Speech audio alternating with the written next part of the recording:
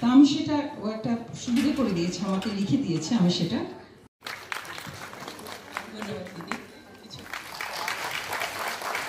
এটা একটা দীর্ঘ দিনের প্রচেষ্টা, বছর দুয়েকেরও বেশি সময় ধরে আমি এটা নিয়ে চর্চা করেছি।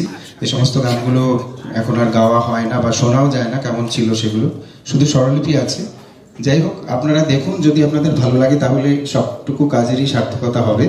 সখী সমিতির উদ্যোগে রবীন্দ্রনাথ 27 বছর বয়সে রচনা করেন তাঁর তৃতীয় গীতিনাট্য মায়ের খেলা। পরবর্তীতে শেষ বয়সে এই গীতিনাট্যকে নৃত্যনাট্যের রূপ দেন তিনি। তবে নৃত্যনাট্য নয়, গীতিনাট্য মায়ের খেলাই আমাদের আজকের পরিবেশনায় থাকছে।